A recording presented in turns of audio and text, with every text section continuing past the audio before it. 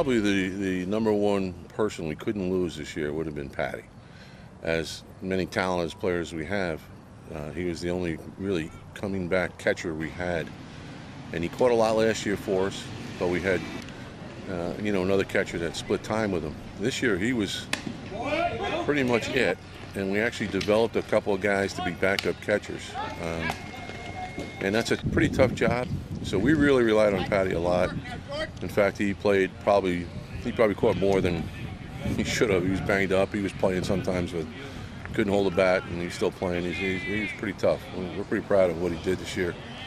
He's as good as any catcher that we've seen in the state as far as throwing ability and blocking the ball, an accurate arm. The nice thing in what he does is being a switch hitter. That gives him a nice advantage. I think he's going to get stronger and be a better hitter. He does a nice job with the bat, but I think he can get stronger and be better. Hit with a little more power. What he does very well for us is he can hit anywhere in the lineup. He hit anywhere from second to fifth to sixth. We spread him around a little bit, and he can hit and run. He hits the gaps. And next year, I think we're going to look for a little more power from him, a little more strength, because he's got a strong arm. Does a great job catching. I mean, he's just an outstanding catcher.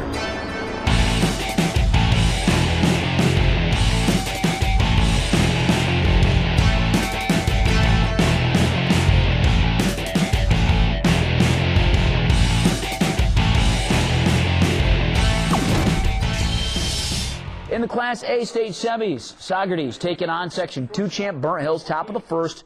First batter of the game takes this pitch for a ride, but check out the great catch by Paddy Defino in right. A little glove love right there. He's not only a catcher, outfield, I can play him up the middle, soft hands. I can play him anywhere in the field. He's just that good of a ball player. He can pitch. I haven't used him as pitching, but I can if I get into a bind. So I really can play Paddy anywhere in the field and feel I won't get hurt by it.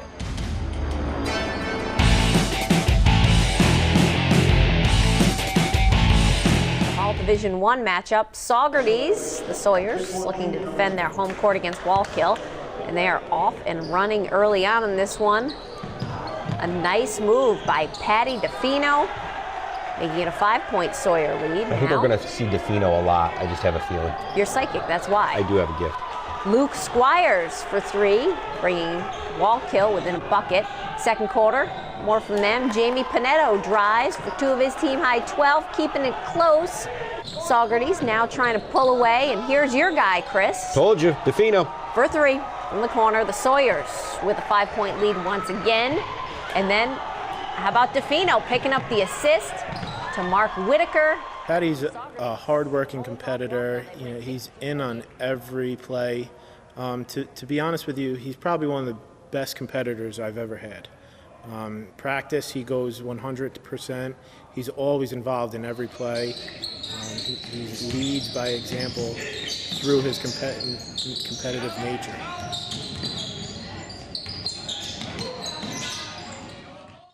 Sure, this year we had a number of young pitchers, our pitching staff. I had a couple of 15-year-olds, a 16-year-old, so they're very, very young. And Paddy really handled the pitching staff well. He handled the pitchers and called the game to a degree that is beyond what we'd expect of a kid his age. And I really think he did a really good job. We went to the state tournament. We didn't expect that at the beginning of the year, and we really got there because of Paddy's ability to control the pitching and control the game. He had the league, other teams in the league, very scared to take big leads this past year. He showed off his arm, and they were very reluctant to try stealing on him. Not many got a free base on him. He picked off many off leading off third, leading off first, and he actually picked off a few leading off a little big at second. So his transition, he had the work ethic, had no problem stepping in, and I felt very comfortable with him leading the team.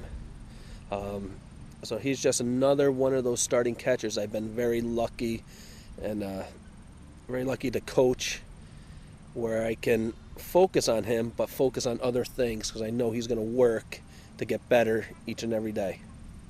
I believe his greatest asset will link both him on the court and him in the classroom. I believe he's just a natural leader. The kids around him are always following what he does. His actions speak louder than his words do. You know, he's the type of player and person where others could look up to. You know, if he continues on in the same path, you know, there's a lot of good to come from that. The younger kids that could look up to him could learn an awful lot from what he does, both on and off the court.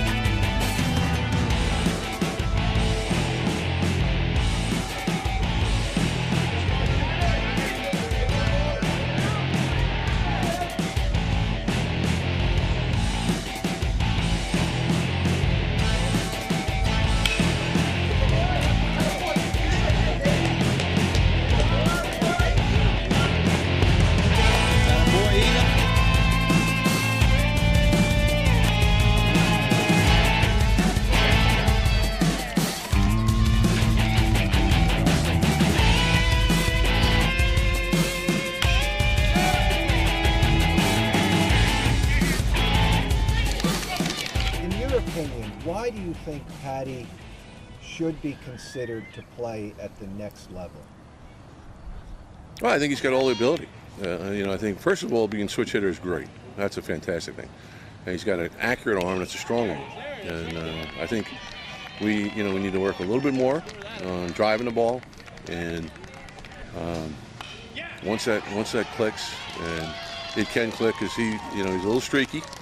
So we can get a lot more consistent with the plate. You know, he can play at any level in college. I think he's got a real good chance. In games, Paddy understands what he has to do. He never lets the crowd rattle him. He doesn't let his emotions get to him. He plays very hard all the time. He's a very strong-willed player. He understands what he has to do for himself, but more importantly, he understands what he has to do to make everyone else around him better. His attributes as a team player put him second to none.